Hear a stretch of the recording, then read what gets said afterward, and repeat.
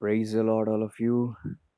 प्रभु आप सबों को आशीष दें। मैं विश्वास करता हूँ आज के इस दिन के द्वारा, इस वचन के द्वारा प्रभु आपको आशीषित करेंगे। आइए इससे पहले वचन में जाए, हम दुआ करते हैं। प्रभु जी मैं धन्यवाद देता हूँ, आप बोलने वाले हो, आपका आत्मा बोले और प्रभु आज़ाद करे। शांति हो, आनंद हो, आज़ादी हो, डिलीवरेंस हो। प्रभु यीशु मसीह जी के नाम में आप इन्हें भर दीजिए, आज़ाद कर दीजिए और ये सीखें और कभी जीवन में इसे ना भूलें और हमेशा याद रखें और दूसरों को भी ये वचन सेंड कर सकें ताकि वे भी आज़ाद हों। प्रभु यीशु मसीह जी के महान पवित्र और सामर्थी नाम में मिलकर हम इस दुआ को मांग लेते हैं। आमीन, आमीन, आमीन। Thank you. Welcome you dear lord holy spirit. पवित्र प्रभु आत्मा परमेश्वर जी आपके नियंत्रण को आपको मांगते हैं, वेलकम करते हैं लॉर्ड, प्रभु यीशु मसीह जी के नाम में, इन जीसस नेम, आमीन।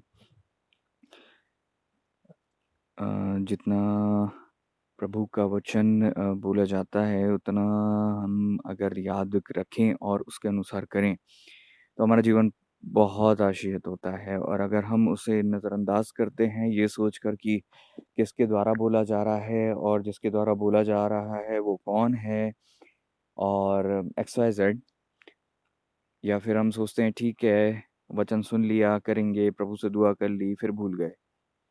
अगर हम वचन को एक 24 घंटे या एक हफ्ते भी याद नहीं रख पाते तो हम कैसे उसके अनुसार करेंगे जब हम भूल जाते हैं कि हमने क्या सुना। और प्रभु का वचन ये भी कहता है यदि कोई भला करना जानता है और नहीं करता तो उसके लिए पाप है। तो जितना आप वचन सुनते जाते हैं उतना आप ऐसे परिस्थिति में अपने आप को बढ़ा रहे होते हैं कि यदि आप उस वचन के अनुसार करते हैं तो आप करोड़ गुना, अनगिनत गुना आशीषित होते हैं। और अगर नहीं करते तो आप पाप पर पाप बढ़ाते जाते हैं, क्योंकि सुनते हैं, नहीं करते। सुनने के कारण आप जान जाते हैं करना क्या है, और वचन कहता है अगर आप जानते हो कि क्या करना है और नहीं करते तो आपके लिए पाप है। तो वैसे ही आप पाप में थे, लेकिन आप पाप और बढ़ा रहे हो क्योंकि आप ज्ञान और अर्जित किए जा रहे हो। हर संडे, हर मंगलवार या जब भी आपको जहाँ भी वचन जैसे भी आपके पास आता है, परमेश्वर तो आपसे बात करते हैं, पवित्र आत्मा परमेश्वर जी तो आपसे बात करते हैं। Lord is always talking to us, talking with us, but are we obeying him? क्या हम परमेश्वर की वचनों को, आज्ञाओं को, वचन सरमन के द्वारा जो हम तक आता है, मानते हैं? नहीं मानते तो फिर क्या कर रहे हैं हम? ज्ञान तो हम अर्जित कर ले रहे हैं लेकिन वो ज्ञान व्यर्थ है जो हम लागू ना कर पाए। बुद्धिमान शख्स वो है जो ज्ञान को समझकर सही समय पर लागू कर सके, वो बुद्धिमान है। अगर आपके पास ज्ञान है तो आप बुद्धिमान हो, ऐसा नहीं होता। अगर आपके पास समझ है तो आप बुद्धिमान हो, ऐसा भी नहीं होता। लेकिन आप जब उस ज्ञान को, सही ज्ञान, पहली बात ज्ञान सही होना चाहिए, क्योंकि जब हमें परमेश्वर ज्ञान दे रहा होता है ना, एक बात याद रखो, शैतान छुट्टी पे नहीं गया होता है। वो उसी वक्त में जब परमेश्वर हमसे बात कर रहे होते हैं, वो अपना थोड़ा थोड़ा मिर्च मसाला डालता रहता है। वचन में लिखा है जब किसान ने अपनी खेत में बीज बोया तो रात्रि काल में एक शत्रु आता है और वहां पर बीज बो देता है। और जब बीज बो देता है तो क्या होता है, जब मालिक को पता चलता है, सेवक बताते हैं कि ये जो खेत है हमने तो इसमें गेहूं बोया था और इसमें तो ये कटीली झाड़ियां और अजीब अजीब से जंगली पौधे उग रहे हैं। तो मालिक क्या बोलता है ये आप ध्यान नहीं देते। मालिक ये बोलता है, और अगर आपने इसको समझे तो आप आशीष होगे। बोलने वाले परमेश्वर हैं और आप आशीष होगे और मैं भी। I am also listening to God. प्रभु के आत्मा को मैं भी सुन रहा हूं। तो प्रभु का वचन कहता है मालिक ने क्या बोला, आप इसको ध्यान रखें। मालिक ने बोला दोनों को बढ़ने दो। मालिक ने क्या बोला? सेवकों ने बोला कि हम जाकर काट देते हैं जितनी झाड़ियां हैं, जितने खरपतवार हैं, जितनी भी ये जंगली घासें हैं, एक्स वाई जेड, जितना भी खरपतवार होता है, जितनी भी ये चीजें होती हैं जो अनाज की ग्रोथ को रोकती हैं और जगह को ऑक्यूपाई करती हैं, मालिक ने ये बोला बढ़ने दो दोनों को। हम लास्ट में दोनों को अलग कर लेंगे। और यही सेम प्रॉब्लम है। इसलिए आप कहते हैं कि भैया वो तो आपके चर्च में आते हैं भैया, वो तो आपके ऐसे हैं भैया, वो तो ऐसी ही थी, वो तो ऐसा था, वो तो ऐसा करते थे, और उनके जीवन में ये बुराई थी, उनके जीवन में वो बुराई थी, उनके जीवन में वो बुराई थी। ये बुराई कहाँ से आती है? ये बुराई तब आती है जब परमेश्वर, जैसे कोई नया बच्चा पैदा होता है विश्वास में, जैसे ही कोई नया विश्वासी विश्वास में आता है, परमेश्वर उससे वचन के द्वारा बात कर रहे होते हैं, वचन सरमन किसी भी परिस्थिति के द्वारा। उसी वक्त में शैतान भी काम कर रहा होता है। शैतान उसी वक्त में काम कर रहा होता है, क्योंकि उसको पता है कि जब गेहूं बोया जा रहा है, उसी समय गेहूं में पानी भी आएगा। वही पानी, मैं इसको सिंबॉलिक वे में कह रहा हूं, आप लोग, बुद्धि है आपके पास, नहीं है तो आप मांगे, आपको समझ में आना चाहिए। सिंपल है वचन, बहुत वो नहीं है कि आपको समझ में ही नहीं आए। हालेलुया। बीज बोया जाता है, उसी वक्त में खरपतवार को भी अगर बो दिया जाए तो वो उग सकता है। नहीं तो अगर खेत बंजर पड़ा हुआ है, उसमें कोई पानी ही नहीं डालता, तो कैसे उसमें कोई फसल उगे? वह समय जब परमेश्वर अपनी बीज अर्थात वचन को आपके अंदर डालकर अपनी उपस्थिति और सामर्थ्य के द्वारा उस बीज अर्थात वचन को बढ़ाता है और फलवंत कर रहा होता है, शैतान अपने बीज को डालकर उसी सामर्थ्य के द्वारा, उसी चीज के द्वारा, उसी क्षेत्र में, बीज कहाँ होता है? जमीन में। वचन कहाँ होता है? मन में। तो हमारा मन वो जमीन है जिसमें बीज अर्थात वचन आता है। तो उसी मन में जो बीज है, उसी मन में वो गलत बीज भी आते हैं। और जब वो बीज आ रहे होते हैं, तब अगर उसे नहीं रोका गया, तो आप ये ना सोचें कि जब वो बढ़ जाएंगे, बढ़ने लग जाएंगे, तो आप उनको काट देंगे या परमेश्वर उनको काट देंगे। क्योंकि खेत के स्वामी ने बोला दोनों को बढ़ने दो, क्योंकि अगर उनको काटा जाए तो बाकी जो फसल है वो भी नाश होती है। इसको कैसे समझ सकते हैं? इसको ऐसे समझिए, मान लीजिए एक कलीसिया में 10 लोग हैं। उन 10 लोगों में से 2 लोग हैं ऐसे जिनके जीवन में शैतान ने गड़बड़ी करी, और गड़बड़ी करने के द्वारा, और वो 10 की 10 नए हैं। ठीक है, मान लीजिए, उदाहरण देता हूँ, मैं एक पास्टर हूँ। प्रभु ना करे कभी ऐसा हो, लेकिन मैं उदाहरण बता रहा हूँ। ये नहीं, मैं अपना नहीं ले रहा हूँ और किसी, मैं एक एग्जांपल बता रहा हूँ। कोई भी XYZ सेवक हैं, वो नई जगह जाते हैं और जाकर वो वहां सेवा करते हैं। मान लीजिए किसी गांव गए और गांव में 10 लोग आए। अब वो बकायदा झोपड़ी में किसी भी घर में सेवा कर रहे हैं। वहां 10 लोग विश्वास में आ गए, जिसमें से कुछ पुरुष थे और अधिक स्त्रियां थी, और 4 एक बच्चे होंगे। तो कुल मिला के हम मानते हैं 10 से 15 लोग थे। और उन लोगों में 2 स्त्रियां ऐसी थी जिनने वचन तो सुना, लेकिन उन्होंने क्या किया, उस वचन को सुनने के बाद भी अपने मन की रक्षा नहीं करी, और शैतान के बीजों को, गलत बातों को, गलत थिंकिंग को, गलत विचारों को, गलत गलत धारणाओं को, गलत गलत चिंताओं को, गलत बीजों को मन में जगह दे दी। अब वो जगह दे दी, और वो स्त्रियों के जीवन में बुराइयां दिखने लगी। जैसे फसल में फसल बढ़ती है तो खरपतवार बढ़ता है, जंगली पौधे बढ़ते हैं, तो फसल दिखती है तो वो भी दिखते हैं। खेत का स्वामी जब खड़े होकर देखता है तो यहाँ तो अच्छी फसल है, वो बीच में वो क्या उग रहा है, ये तो गेहूं की तरह नहीं दिख रहा है। सेवक आकर बोलते हैं कि वो तो ऐसा है, हम जाकर उखाड़ देते हैं। स्वामी बोलता है कि मत उखाड़ो। ऐसे ही चर्च में वो दोनों चीजें बढ़ रही होती हैं। क्यों बढ़ रही होती हैं? क्योंकि लोग अपने मन को कंट्रोल नहीं करते, अपने मन से बुरे विचारों को नहीं निकालते।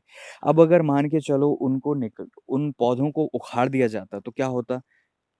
उस खेत में जाया जाता, खेत में जब जाते, उसको उखाड़ते, तो उसकी जड़ों के साथ कई अच्छे-अच्छे पेड़ों की भी जो जड़ें हैं, वो उछक कर बाहर आ जाती।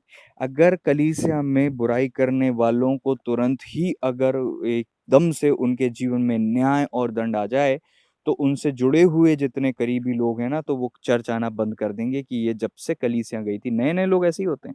नए-नए लोग डर जाते हैं क्योंकि उनको मसीह की इतनी पहचान नहीं होती। तो अगर ऐसा करे खेत का स्वामी कि इनको उखाड़ दो, ऐसा करे प्रभु कि इनको चर्च से हटा दो, या इनके जीवन में कुछ बहुत बड़ी समस्या और विपत्ति आ जाए, इनको मैं उखाड़ के फेंक दूँगा, तो क्या होगा? उन स्त्रियों को अगर कोई बहुत बड़ी बीमारी हो जाए या उनकी मृत्यु हो जाए या कोई बहुत बड़ा संकट आ जाए, बहुत बड़ी तकलीफ आ जाए और वो दंडित हों, तो क्या होगा? उनके जितने रिश्तेदार प्रभु में उनके कारण से आने वाले थे, वो भी बोलेंगे, अरे बाप रे! 10 दिन तो हुए थे इसको जाके, 1 महीना तो हुआ था इसको जाके, और देखो दोई की दोई के साथ बोला बुरा हुआ। अच्छा हुआ रे भाई हम नहीं गए। यही होता है। तो आप इस चीज़ को सोचिए कि कई लोगों की कंप्लेंट होती है, ऐसा क्यों, वैसा क्यों, ऐसा क्यों, वैसा क्यों? हालेलुया! आपकी समस्या का भी निराकरण आपको मिलेगा वचन में। प्रभु आपसे बातें करें। हालेलुया! बिकॉज़ मैंने कुछ प्रिपेयर नहीं किया। हालेलुया! प्रभु आपसे बातें करे। Thank you lord, dear lord, holy spirit lord. Thank you lord. अब उन बच्चों की तरफ चलते हैं, उन लोगों की तरफ, उन विश्वासियों की तरफ चलते हैं जिनके जीवन में ये समस्या है कि वो किसी की बुराई के कारण, किसी के जीवन की समस्या के कारण, किसी के जीवन की प्रॉब्लम के कारण अपने मन में उन बुरे बीजों को घुसने दे रहे हैं। याद रखो, शैतान जब दिखाता है ना कि वो देख उसने ऐसा किया, वो देख उसने ऐसा किया, वो देख उसने किया, तो आप ये मत सोचें कि ये परमेश्वर हैं। आई बात समझ में? परमेश्वर अगर आपके साथ कुछ भी करते हैं, तो उसका जो आउटपुट और रिजल्ट निकलता है वो बहुत बेहतर निकलता है, बहुत अच्छा निकलता है। परमेश्वर कुछ भी करते हैं, एक्स वाई जेड, खुदा बाप ने जो कुछ किया वचन कहता है अच्छा था, लेकिन शैतान जो कुछ करता है वो गलती करता है, झूठ बोलता है, बुराई करता है, पाप करता है। वो दिखाता है कि वो बड़ा अच्छा काम कर रहा है, लेकिन अंत में वो मृत्यु ही लाता है। हत्या, घात और चोरी 3 ही उसके राज्य के उसूल हैं, 3 ही उसके राज्य के रिजल्ट हैं। परमेश्वर ने क्या कहा? प्रभु ने कहा, मैं इसलिए आया कि तुम जीवन पाओ, बहुतायत से पाओ। स्वर्ग राज्य में जीवन बहुतायत का जीवन है, शांति है, मेल है, प्रेम है, आनंद है। और शत्रु की योजना क्या है?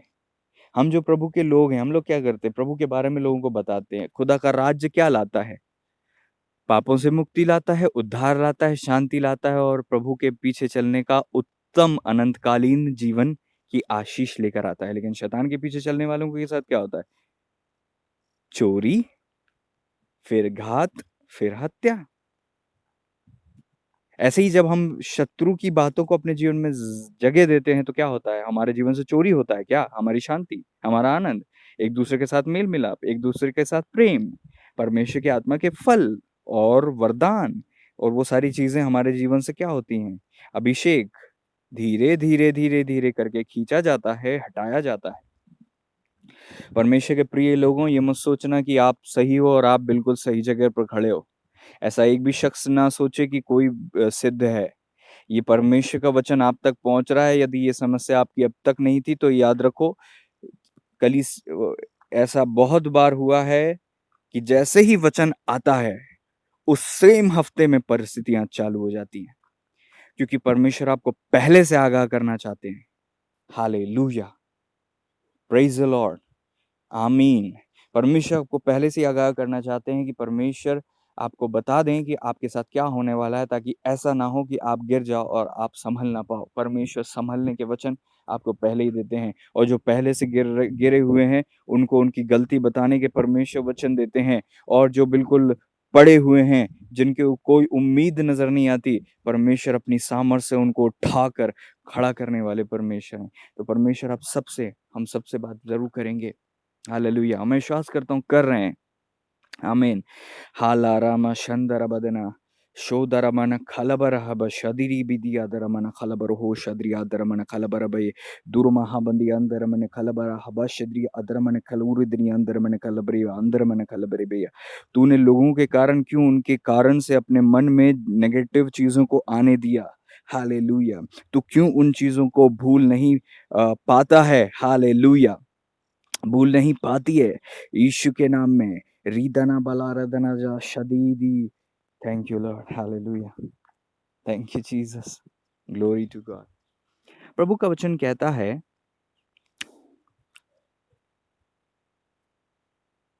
ज्योति का पूरा फल परमेश्वर का वचन बताता है।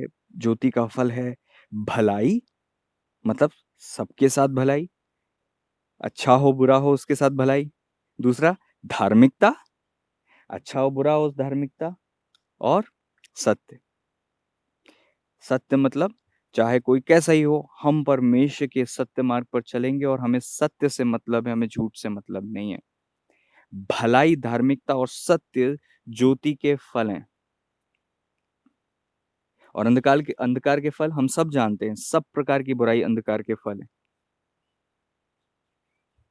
और जब भी कोई आपसे नेगेटिव बात कर रहा होता है, वो शख्स कौन है? जो आपको वो फल खिला रहा है जो परमेश्वर ने मना किया।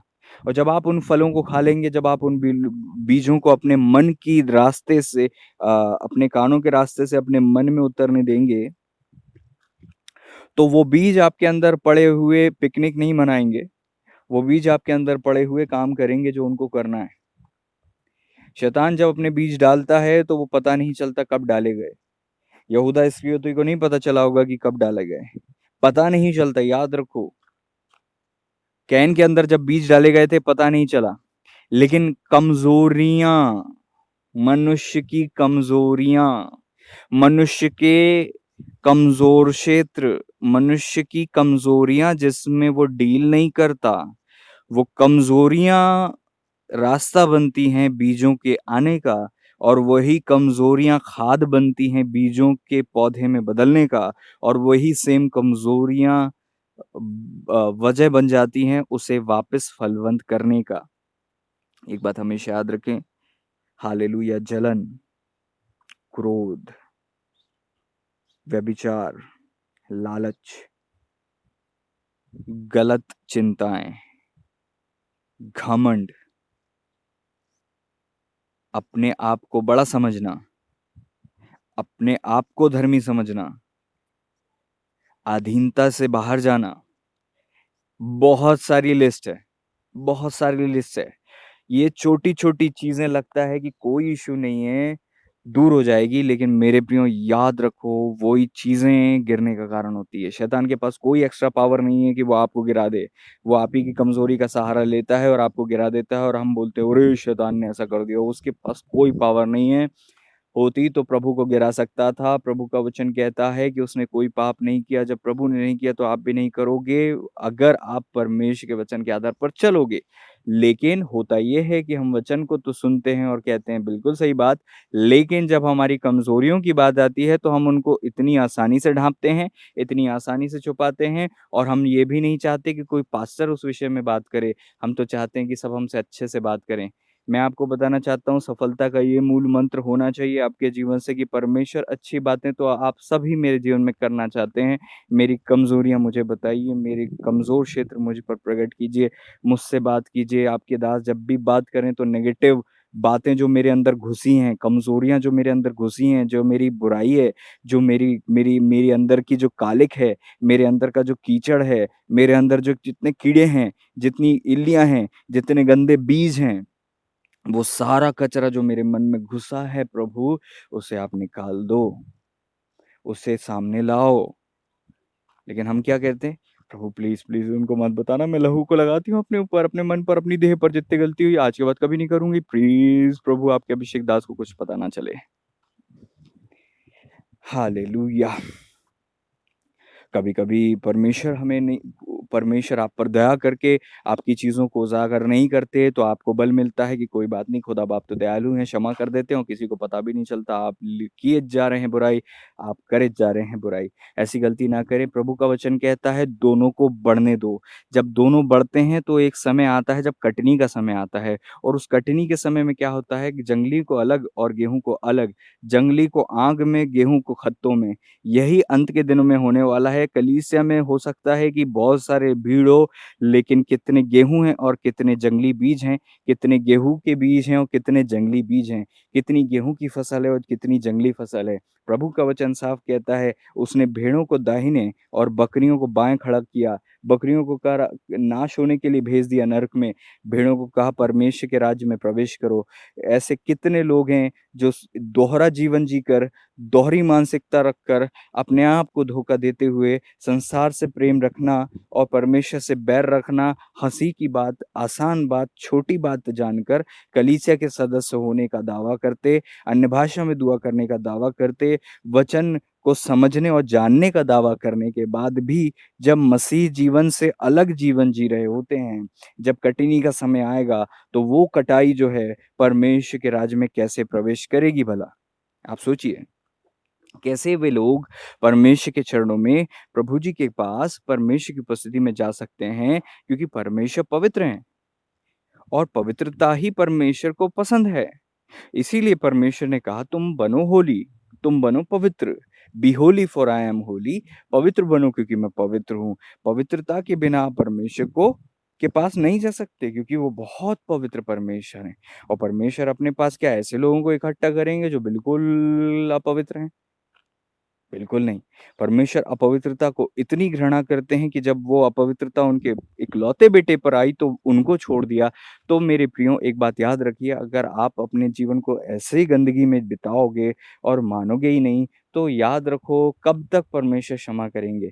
परमेश्वर देखते हैं कि आज नहीं तो कल, आज नहीं तो कल, उस माली की तरह जो कहता है फसल नहीं उग रही, कोई बात नहीं, मैं 1 साल और दे दो, 1 साल और दे दो, मुझे 1 साल और दे दो, इस भाई को 1 साल और दे दो, इस बहन को 1 साल और दे दो, इस भाई को 1 महीना और दे दो, इस बहन को 2 महीना और दे दो, इससे थोड़ा-सा समय और दे दो, मैं और मेहनत करूँगा। गलती हो सकता है मेरी मेहनत में कोई कमज़ोरी रह गई होगी, हो सकता है मेरी परवरिश में कोई प्रॉब्लम रह गई होगी, हो सकता है मैंने थोड़ा-सा कम मेहनत की होगी, अब मैं और ज़्यादा मेहनत करूँगा और इसमें फसल लाने की कोशिश करूँगा। लेकिन वह वृक्ष जिसमें चाहे कितनी मेहनत कर ली जाए तो भी अगर फलवंत नहीं होता, अच्छे फल नहीं देता, निकम्मे फल, कच्चे फल, सड़े फल देता रहता है, तो एक ना एक समय उसको जड़ से काटा जाता है और उसकी जगह दूसरे को बोया जाता है। और यही स्वर्ग राज्य में होता आया है। और याद रखिए, इसीलिए आपको बड़े परमेश्वर का भय मानते हुए जीवन जीने की ज़रूरत है, ये ना सोचकर कि हमारा तो कुछ नहीं होगा, प्रभु दया करते हैं।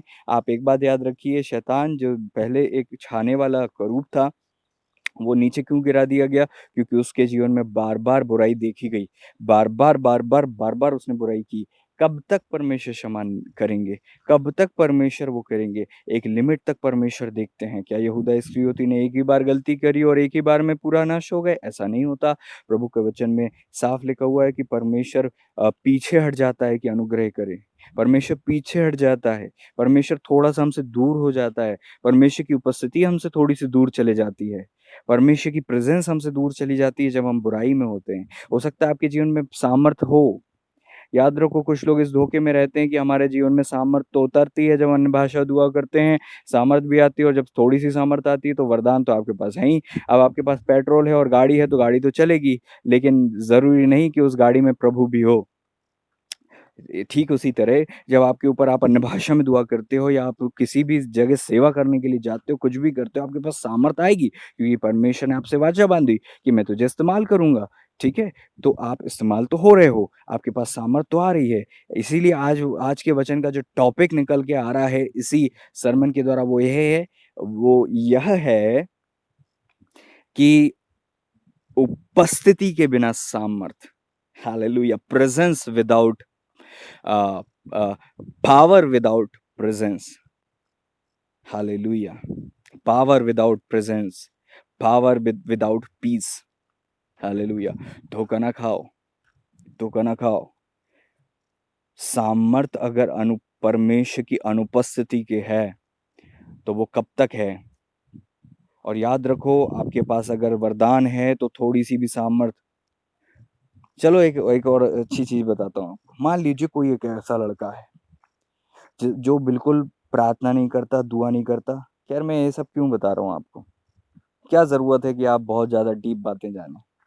आपको वचन में लिखा है बुराई नहीं करना, इतना काफ़ी है। अगर आप इतना ही नहीं मानते तो फिर आपको कोई सा ज्ञान देने से कोई मतलब नहीं है। हालेलुया! धोखा ना खाओ, परमेश्वर से बैर रखते हो जब तुम परमेश्वर के विरोधियों से प्रेम रखते हो, क्योंकि दोनों से प्रेम नहीं रखा जा सकता। संसार से मित्रता करना परमेश्वर से बैर रखना है। हे स्त्रियों, क्या तुम जानते हो? वचन में लिखा हुआ है, स्त्रियों के लिए विशेष रूप में लिखा हुआ है, आज आप पढ़ते हैं आप। ऐसा नहीं कि पुरुष बिल्कुल पाप नहीं करते। हम सबको ये वचन सीखना है और सुनना है।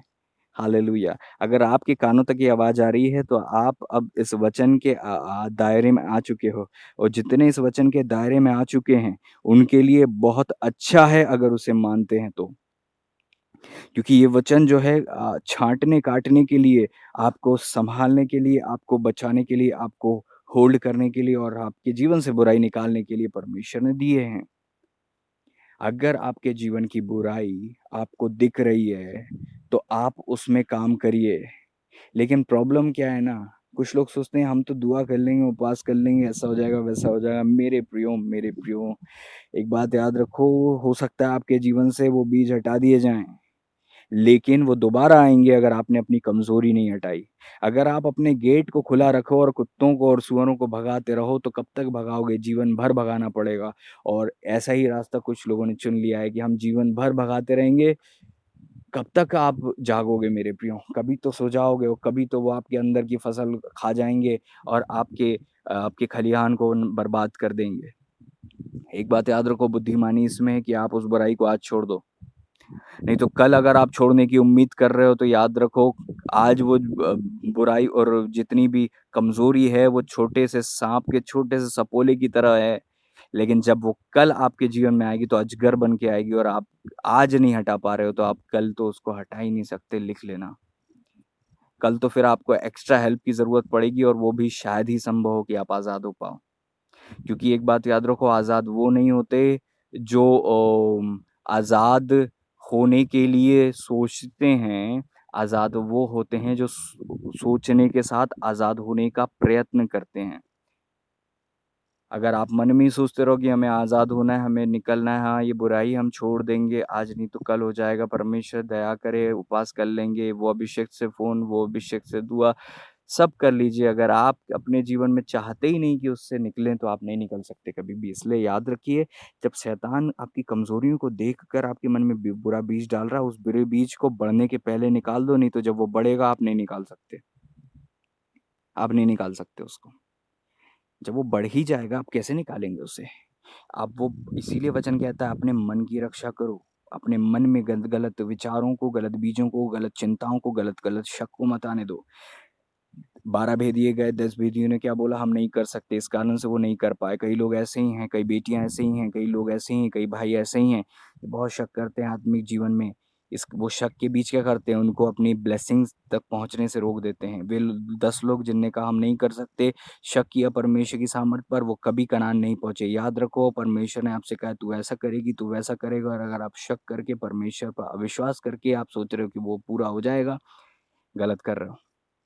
बाद में उन्हीं लोगों ने बहुत मेहनत करने बाद भी सोचा कि हम युद्ध करें, चढ़ाई करें, हम कनान जाएँगे। मूसा जी ने कहा था परमेश्वर तुम्हारे साथ नहीं है, क्योंकि परमेश्वर ने जब तुमसे कहा था, ऑफ़र दिया था, परमेश्वर ने बात किया था, तुमने उस चीज़ को नहीं माना।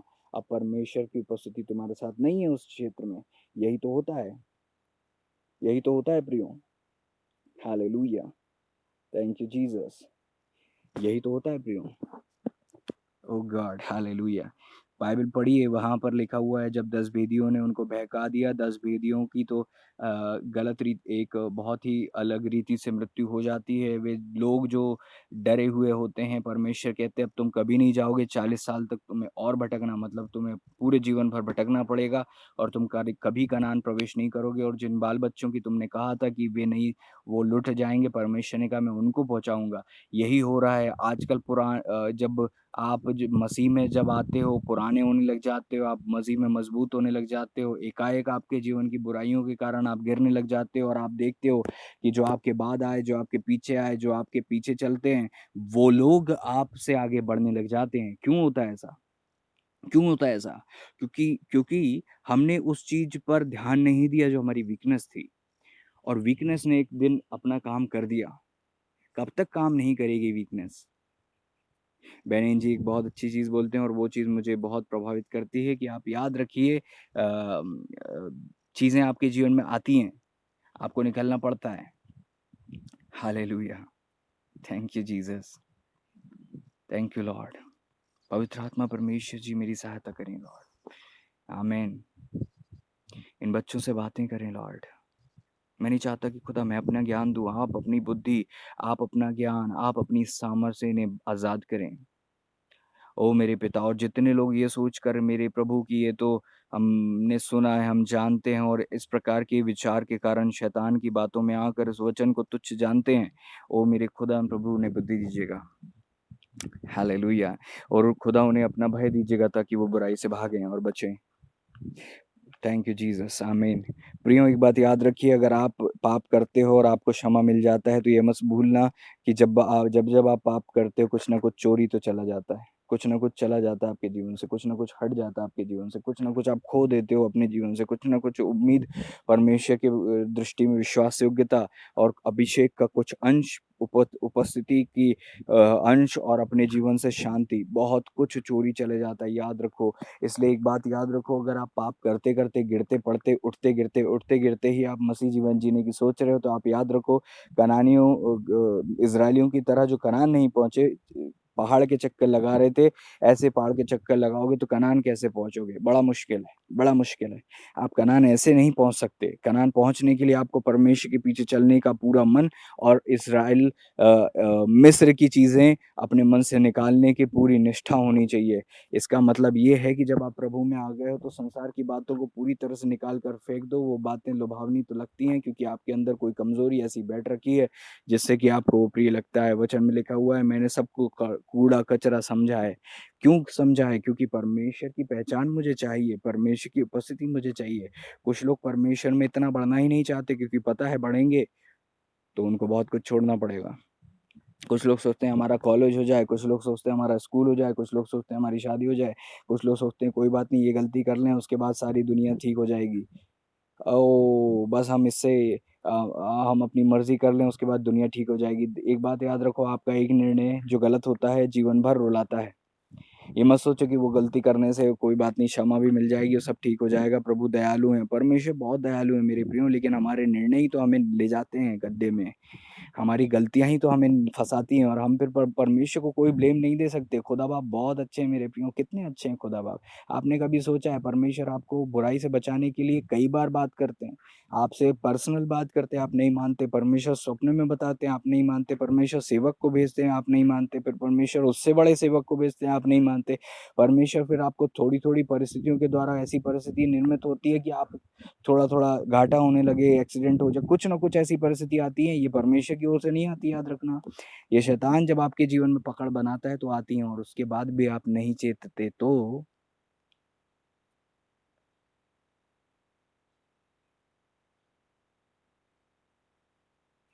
एक ऐसा गड्ढा है जिसमें से निकलना मुश्किल हो जाता है। वचन में ये भी लिखा है, अनहोना है उन लोगों का वापस आना। उस जगह इतनी दूर मत हो जाना, इतनी दूर मत चले जाओ, ऐसी स्थिति में मत बढ़ते जाओ, ऐसा मत हो जाए, ऐसा ना हो जाए कहीं कि आप कभी वापस ना हो। ऐसा हो सकता है, वचन में लिखा हुआ है। पौलुस कहते हैं यन्नेस और यम्ब्रेस और भी कुछ लोगों के विषय में लिखा हुआ है जिन लोगों ने बुराई की, विशेष में कुछ दो लोगों के विषय में लिखा हुआ है कि वे शैतान के हाथों में सौंप दिए गए। जब बुराई करते ही रहोगे तो परमेश्वर की उपस्थिति छोड़ देगी। ये वचन में लिखा हुआ है। शमशोन के ऊपर ऐसा आत्मा उतरता था कि देखा ही नहीं गया कभी, इतनी सामर्थ में रहता था, खुदा की आत्मा ने छोड़ दिया। क्यों? क्योंकि बार बार वही पाप, वही बुराई, वही व्यभिचार, वही चीज, वही परिस्थिति। आज सुधर जाऊंगा, कल सुधर जाऊंगा, पता भी नहीं चलेगा कब वो चीजें चली जाएंगी जो आपने आपके जीवन में परमेश्वर ने दी। धीरे धीरे जाता है, पता नहीं चलता। मेरे प्रियो, याद रखो, याद रखो, आपका एक घमंड आपको पूरे के पूरे अभिषेक को चुरा ले जाता है। आप अभिषेक पाने के लिए, आपको पता है कितना कठिन रास्ता पहुंचता है, कितनी मुश्किल होती है अभिषेक पाने में, कितनी कीमतें आपको अदा करनी पड़ती है। लेकिन जब वो चोरी होता है तो पता भी नहीं चलता कि चोरी हो रहा है। याद रखो, एक घमंड आपके पूरे अस्तित्व को गिरा सकता है। एक घमंड का बीज अगर आपने नहीं संभाला। कैसे आता घमंड? जब लोग तारीफ करते हैं। हालेलुया। मैच्योर वो है जो तारीफों को हैंडल करना जाने। जो नए विश्वासी हो, जो नए सेवक सेविका होते हैं ना, याद रखिए आप जितने भी नए हैं, है ना, जितने को ज्यादा से ज्यादा 5 एक साल हुए होंगे सेवा करते हुए, और भी ज्यादा साल हुए होंगे, फिर भी आप नए हैं सेवा में। वचन में लिखा हुआ है कि नया चेला, पद मत देना नए चेलों को, पोजीशन मत देना नए चेलों को। वचन में लिखा हुआ है नए चेला अध्यक्ष ना बने, नया चेला ऐसा सेवक ना बने, नहीं तो क्या होगा, वो शैतान का सदन पाएगा। क्यों? क्योंकि नए जो लोग होते हैं, अभिषेक मिलता है, वरदान मिलता है, तारीफें मिलती है, सब मिलता है, अपनी ही मिनिस्ट्री अलग खड़ी करने लग जाते हैं। अपनी ही तारीफों के जो उनके जो पुल आते हैं ना, तारीफों की जो जो जो लहरें उनके जीवन में आती हैं, उनको लगता है वो पहुंच गए, उनको लगता है अब उनको अधीनता की जरूरत नहीं, उनको अब उन अभिषिक्तों की जरूरत नहीं जिन्होंने उंगली पकड़कर उनको चलना सिखाया, जिन्होंने उनके लिए दुआ करी और वे आभारी भी नहीं होते। अब वो तो अपने आप को बिल्कुल ही अलग देख रहे होते हैं। ये लोग भटकेंगे नहीं, ये भटक चुके हैं। ये लोग भटकेंगे नहीं, ये भटक चुके हैं, रास्ते से बहुत आगे निकल चुके हैं। हालेलुया। आप कभी अपने अपने उन लोगों से बड़े नहीं हो सकते, वचन में साफ लिखा हुआ है, कभी नहीं हो सकते। अगर आपने इसको मान लिया, आपने इसको ग्रहण कर लिया, तो आप कोशिशें भी बंद कर दोगे। हालेलुया। और याद रखो, मेन मुद्दा क्या है? जब तारीफें आती हैं, यही वो बीज हैं जो शैतान मन में बोता है।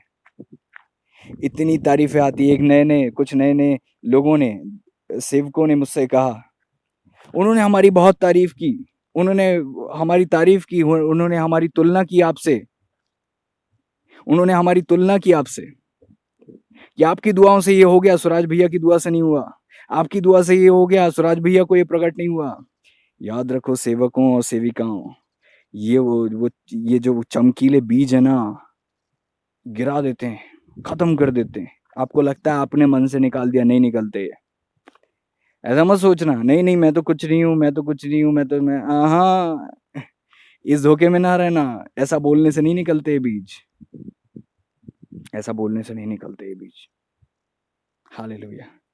और हो सकता है आपने 10 बीज में से 9 निकाल दिए, एक बात तो लगी जाएगी, मन में घुस ही जाएगी, एक बात तो लगी जाएगी।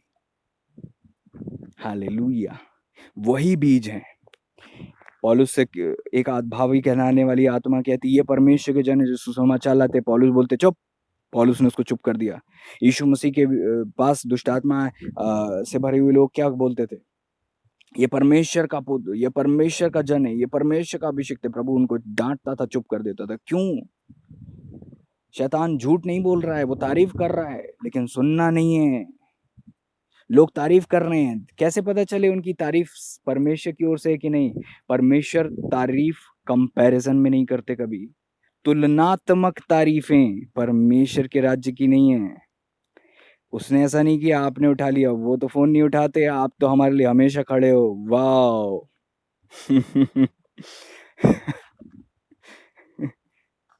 वो तो ऐसे, आप तो ऐसे, वाओ। कंपैरिजन, कंपैरिजन के पापा का नाम घमंड है, आपको पता है? कंपैरिजन एक छोटा बच्चा है जो आपको कहीं भी मिले ना, गली कूचे में, दया मत करना उस पर, उसको मार देना वहीं, नहीं तो वो आपकी उंगली पकड़कर अपने पापा तक ले जाएगा, और उसका पापा का नाम घमंड है। और उसके पापा से मिलोगे ना, तो जितना कुछ पाया है आपने सब खो दोगे। मैं सच कह रहा हूँ। हालेलुया। मैं अपने बड़ों का बहुत आदर करना चाहता हूँ, दिल से चाहता हूँ। मैं नहीं बोल रहा हूँ कि करता हूँ, मैं करता हूँ कि नहीं करता हूँ, वो लोग गवाही दें, परमेश्वर गवाही दें, और नहीं करता तो मैं एक्सेप्ट करता हूँ कि मैं नहीं करता, लेकिन मैं करना चाहता हूँ दिल से। क्यों? क्योंकि उन्होंने मुझसे ज्यादा दुनिया देखी है, उन्होंने मुझसे ज्यादा आत्मिक जीवन देखा। हो सकता है कि परमेश्वर मुझे ही इस्तेमाल कर ले उन लोगों के लिए, और मुझे बता दे, प्रकट कर दे उन लोगों के लिए, और मुझे इस्तेमाल करे और वे आशीषित हो जाएं, तो भी मैं अपनी औकात नहीं भूलूंगा। हालेलुया। मेरी कोई औकात न थी, ना है, ना कभी होगी। क्यों? क्योंकि मैं जानता हूं मैं कहां से उठा हूं, मैं जानता हूं मैं कैसा था, मैं जानता हूं मेरी दुआ, मुझे कितनी दुआ आती थी, मैं जानता हूं जब कोई हाथ नहीं रखता था, कोई मेरे ढंग से बात नहीं करता था, तब लोगों ने मुझे आदर दिया, तब लोगों ने मुझे पास्टर कहा, तब मुझे लोगों ने सहारा दिया। मेरी कोई हैसियत नहीं है कि मैं कभी कंपेयर करूं। अपने आप को सुलझा कर रखो, मत उलझाओ इन चीज़ों में, उन तारीफ़ों से निकल कर भागो। वो छोटा नाज़ुक बच्चा लगता तो बड़ा भोला है, जिसका नाम कंपैरिज़न है, लेकिन वो अपने पिता तक ही खींचता है सबको। हालेलुया! वो आत्मिक जीवन के रास्ते पर मिलता है। आत्मिक जीवन के रास्ते में बहुत सारे लोग मिलते हैं। बहुत सारे लोग मिलते हैं, जो जिसकी जो कमज़ोरी होती है, उसके साथ पकड़ कर चले जाता है। आत्मिक जीवन के जो मार्ग है, उसमें वेश्याएँ मिलती हैं, व्यभिचार करने वाली स्त्रियाँ मिलती हैं, जो बहुत सुंदर हैं, जिनके पास बहुत अच्छे नैन-नक्श होंगे, लेकिन कोई अगर व्यभिचार से भरा हुआ शख्स है, जिसके जीवन में व्यभिचार की कमज़ोरियाँ है, वो उनका हाथ पकड़ कर गिर जाता है। कुछ लोग व्यभिचार में नहीं गिरते, कुछ लोग पैसे में, लालच में गिरते हैं। क्यों? क्योंकि उनके जीवन की कमज़ोरी कोई व्यभिचार नहीं था, लेकिन उनके जीवन की कमज़ोरी पाप था, जो लालच है। लालच, पैसे का लोभ, पैसा देखते से ही अपना सब खो देना। ऐसा लगता है कोई बात नहीं, पाप करेंगे, झूठ बोलेंगे। हालेलुया! 1 लाख रुपए मिल रहा है, झूठ बोलने से मिल रहा है तो झूठ बोल दो, कोई दिक्कत नहीं, प्रभु तो क्षमा कर देते हैं। हम गए और हमने कल उठा लिए 1 लाख रुपए और प्रभु के पास आकर बोल दिया, सॉरी लॉर्ड, तो क्षमा तो मिल ही जाएगी और 1 लाख रुपए भी अपने। जो लोग आत्मिक जीवन के मार्ग में लालच के द्वारा गिरते हैं, ऐसी बहुत बड़ी लिस्ट है, बहुत बड़ी लिस्ट है, बहुत बड़ी लिस्ट है। ये सब खड़ी हुई हैं रोड के किनारे और बुला रहे हैं आपको। और याद रखो, आपकी कमज़ोरियाँ आपको उन तक लेकर ही जाएँगी। मत सोचना कि बचोगे। हाँ, मत सोचना, मत सोचना। सब सोचते हैं, हम सब नए होते हैं, सब सोचते हैं, अरे हमारा कुछ नहीं होगा, हमारा आत्मिक जीवन बड़ा अच्छा चलेगा। अरे भाई मत दो धोखा। आपसे अच्छे-अच्छे गिरे पड़े हैं, आपसे अच्छे-अच्छे गिरे हैं। हालेलुया! आत्मिक जीवन खेलने की चीज़ नहीं है। और इससे पहले कि शत्रु आपको अपनी कमज़ोरी में गिराए, आपकी कवरिंग से आपको हटाता है। इससे पहले कि आप आसान शिकार हो जाओ, आपको झुंड से अलग करता है। आप अपने सर्कल से बाहर हो तो आप खतरे में हो। आप अपने झुंड से बाहर हो, आप अगर कमज़ोरियों में नहीं गिर रहे हो तो आप दूसरी चीज़ों में गिर जाओगे। हालेलुया! सब लोग आत्मिक जीवन में आगे चलते हैं, जिसकी जो कमज़ोरी होती है उसका हाथ पकड़कर वो गिर जाता है। यही तो हुआ, शिमशोन जी ने हाथ पकड़ लिया दलीला का। गेहजी ने हाथ पकड़ लिया सोने-चांदी का। कोई लोग कंपैरिज़न का हाथ पकड़कर घमंड तक पहुँचते हैं और गिर जाते हैं। कुछ भी नया नहीं है जो इस पृथ्वी पर होता है, जो कुछ हुआ है, वो पहले हो चुका है और जो होने वाला है वो भी पहले हो चुका है। सब कुछ हो चुका है। पृथ्वी पर कुछ नया नहीं है, सब रिपीट होता है। हालेलुया! पृथ्वी पर आप नए हो सकते हो, लेकिन जो आप कर रहे हो वो सब पहले भी हो चुका है। तो क्यों आप वो जो पहले हो चुका है, जो पहले लोगों ने गलती की, वो वचन में जो लिखा है, आप उससे सहारा लेकर अपने आप को क्यों नहीं सँभालते? Thank you Jesus. कोई भी अभिषिक्त, कोई भी परमेश्वर का सेवक और सेविका हमारे जीवन में परमेश्वर ने क्यों दी है? परमेश्वर कुछ बुरा करते हैं हमारे जीवन में? क्यों चिढ़े हैं हम? क्यों चिढ़े हुए हैं हम? क्यों हम नाराज़ हैं? क्यों हम चिढ़े हुए हैं? हम क्यों गुस्सा हैं? क्योंकि शैतान के बीजों को हमने अपनी कमज़ोरियों के कारण से अलग नहीं किया। क्योंकि शैतान की बीजों को हमने अपनी कमज़ोरियों के कारण अलग नहीं किया। शैतान के बीजों को हमने अपनी कमज़ोरियों के कारण अगर अलग नहीं किया तो हम फँस जाएँगे, याद रखिए। हालेलुया! Thank you Jesus. परमेश्वर ने अगर हमें कोई भी दिया है, चाहे हमारे से छोटा हो, चाहे हमसे बड़ा हो, परमेश्वर ने वो हमारे जीवन की ब्लेसिंग के लिए दिया है। और याद रखिए, कई बार जितना हमें छोटे बचा पाते हैं, उतना कई बार हो सकता है बड़े ना बचाएँ। उतना हो सकता है कई बार हमें अपने से बड़े लोग ना बचा पाएँ। Hallelujah! Thank you Jesus. Naaman कोढ़ी को किसने बचाया? छोटी ने, एक छोटी-सी लड़की। नामान बोलता है, "तू क्या है? तूने ना दुनिया देखी, ना तूने दाढ़ी देखी, तू क्या है? जितनी मेरे पास अपने राजपाट में रहने का अनुभव, उतनी तो तेरी उम्र नहीं है। मैं तेरी बात क्यों सुनूँ?" नामान ने ये नहीं कहा। नामान ने कहा, "ठीक है, अगर तू कहती है कि शोम्रोन में कोई भविष्यवक्ता है तो मैं जाऊँगा।"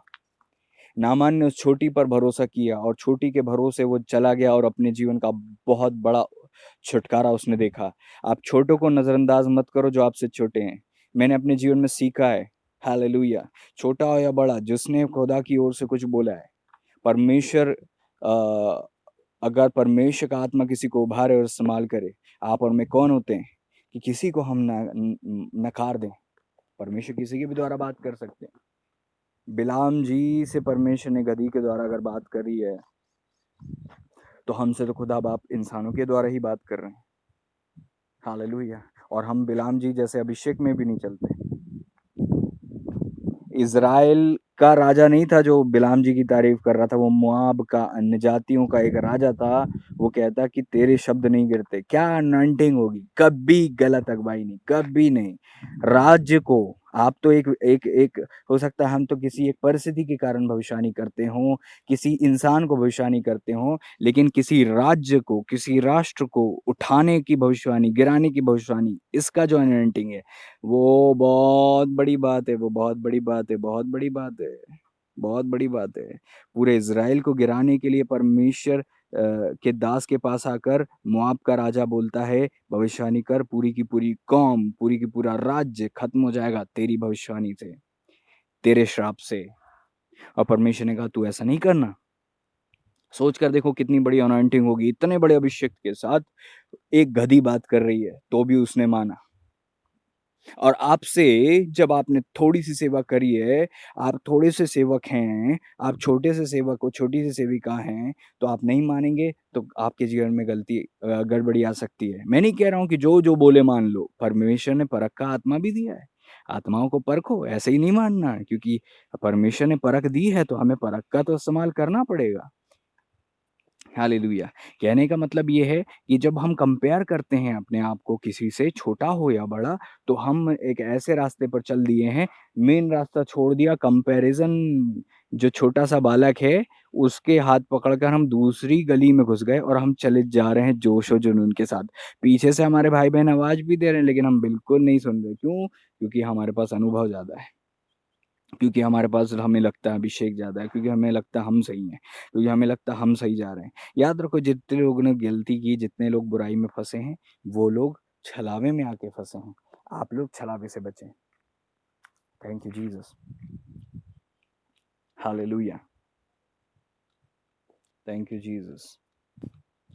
हालेलुया। Thank you Jesus. खुदा बाप के चरणों में जाकर माँगने की ज़रूरत है, खुदा बाप आप मुझसे बातें करिए। और जो बात आप करेंगे प्रभु से उस पर मैं चलूँ, मेरी सहायता करिए। और दुआ, दुआ, दुआ, दुआ बहुत हो गई, अब काम करना भी सीख लो थोड़ा। हर चीज़ में दुआ। जो काम हमें करना है परमेश्वर से हम बोलते हैं आप करिए। परमेश्वर कहते हैं सुबह उठकर दुआ कर, हम बोलते हैं प्रभु सुबह उठा दो। हम उसमें ना मेहनत करते हैं ना कुछ। बोलना चाहिए हमें अपने घर में, हमें उस क्षेत्र में, जिस भी क्षेत्र में हमें काम करना है, उसके लिए हमें अपने आप को प्रयत्नशील करना पड़ता है। दुआ करने से ही नहीं हो जाता है, आपको मेहनत करनी पड़ेगी। अगर आप आज़ाद होना चाहते हैं, तो आप आज़ाद हो जाएँगे। और अगर आप आज़ाद नहीं होंगे, तो ये साफ़ है कि आप नहीं चाहते थे, इसलिए नहीं हुए। ये मत सोचना मैं एक्सक्यूज़ ऐसा-वैसा, मेरे साथ ये, मेरे साथ वो, इसलिए, उसलिए, इस कारण से, उस कारण से। अगर आप आज़ाद होगे, तो इसका मतलब ये है कि आप चाहते थे कि आप आज़ाद हो जाओ, क्योंकि खुदा बाप तो चाहते हैं। प्रभु क्या चाहते हैं कि कोई भी नरक में ना जाए। फिर भी लोग नरक में क्यों जा रहे हैं? क्योंकि लोग चाहते हैं कि वो जाएँ। भैया क्या बात कर रहे हो? कोई भी नरक में नहीं जाना चाहता। जो यीशु पर विश्वास नहीं करता, वो चाहता है कि नरक जाए। सिंपल है। सिंपल है। वो निर्णय ले रहा है कि मेरे को प्रभु के पीछे नहीं चलना है, क्योंकि मुझे संसार पसंद है, मुझे बुराई पसंद है, तो वो अपने आप इनकार कर रहा है स्वर्ग का और अपने आप स्वीकार कर रहा है नरक को। आपके निर्णय आपके जीवन को बनाते हैं। याद रखिए, आप आज वो हैं जो आपने निर्णय लिए थे पिछले दिनों में। आपने निर्णय लिया था यीशु के पीछे चलूँगा, इसलिए तो आप आज यीशु में हैं। आपने निर्णय लिया था कि मैं बुराई नहीं छोड़ूँगा, इसलिए आप वो बुराई में आज भी हैं। आपने निर्णय लिए थे, इसलिए आपके साथ वो हो रहा है। कोई भी, जितने भी उस गली में खड़े हुए हैं, चाहे वो लालच का आत्मा हो, चाहे वो कंपैरिज़न का आत्मा हो, चाहे वो व्यभिचार का आत्मा हो, ये जितनी भी आत्माएँ खड़ी हुई हैं जो हाथ पकड़ने के चक्कर में हैं, बुलाती हैं, वो आपका हाथ पकड़ने नहीं आती कभी भी। वो आपको ऑफ़र देती हैं और आप उन ऑफ़रों को पकड़ते हो और आप उनका हाथ पकड़ते हो और आप उनके पीछे बिल्कुल चले जा रहे हो। वो किसी का हाथ नहीं पकड़ती, बिल्कुल नहीं, बिल्कुल नहीं। कोई किसी का हाथ नहीं पकड़ता।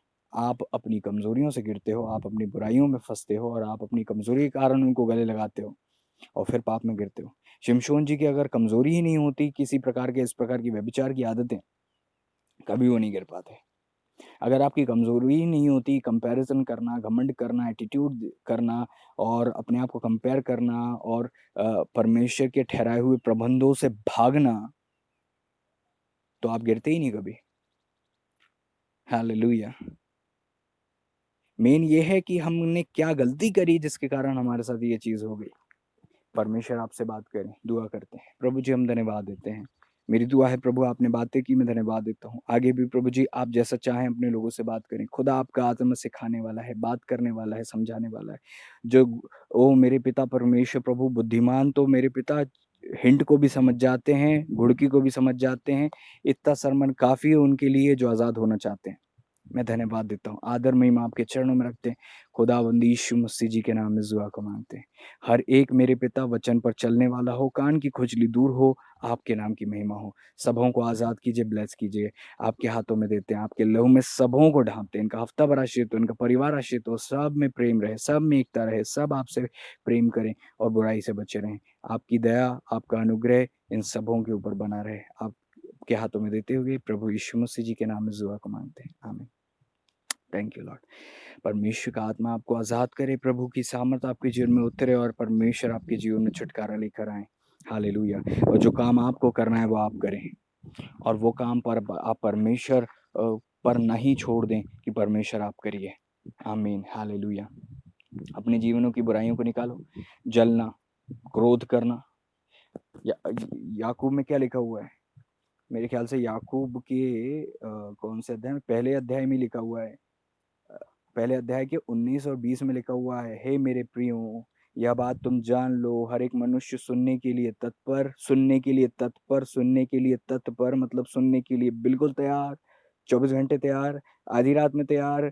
किसी भी काम करते समय भी कोई भी परमेश्वर के जन आपसे बात करते हैं, अगर आप सुनने के लिए तत्पर हो, बहुत अच्छा। क्योंकि वचन में लिखा हर एक मनुष्य सुनने के लिए तत्पर, बोलने में धीर मतलब एकदम से बड़बोले ना हो, चुप हो जाओ, शांत रहो और सुना करो, कम बोला करो। बुद्धिमान वो है जो कम बोलता है और सोचता ज़्यादा है। और क्रोध में धीमा हो, क्योंकि 20वां पद कहता है, क्योंकि मनुष्य का क्रोध परमेश्वर की धार्मिकता का निर्वाह नहीं कर सकता। क्रोध क्रोध की जो क्रोध है उसी के रिश्तेदार क्या कहना चाहिए, जलन है। जलन, क्रोध ये सब एक ही कुटुंब के लोग हैं। इसलिए आप इन चीज़ों से बचें। प्रभु आप लोगों को आशीष दें, प्रभु आप सबको आज़ाद करें। आमीन। मैं विश्वास करता हूँ आप आगे भी प्रभु जैसा बोझ देंगे, प्रभु आपसे बातें करेंगे और आप आशीषित होंगे। पूरा हफ्ता भर आपका आपके जीवन में आपके सामने है। परमेश्वर के साथ उस हफ्ते में रहिए और पूरी तरह परमेश्वर का अनुकरण कीजिए। एक भी जगह ढील देंगे तो आपके लिए नुकसानदायक होता है। प्रभु आप सबको आशीष दे। एक दूसरे से प्रेम के साथ रहिए, आदर के साथ रहिए, मेल मिलाप के साथ रहिए, दूसरों को अपने से बेहतर जानिए। वचन कहता है परस्पर आदर करने में एक दूसरे से बढ़ निकलो। कंपटीशन मत करो, किसके पास क्या वरदान है, किसके पास कितनी भविष्यवाणी, किसके पास कितना क्या है। कंपटीशन इसमें होना चाहिए कि कौन कितना ज़्यादा आदर करता है दूसरों का, अपने बड़ों और अपने छोटों का। बड़ों का तो दुनिया में सब आदर करते हैं, अपने छोटों का आदर करना सीखना चाहिए। हालेलुया। कैसे आदर होता है? उनके आगे झुक जाए, उनके पैर पड़े? बिल्कुल नहीं।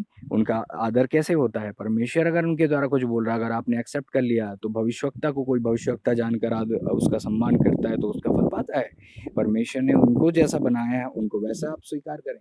हो सकता है वो आपकी तरह नहीं बोलते हों,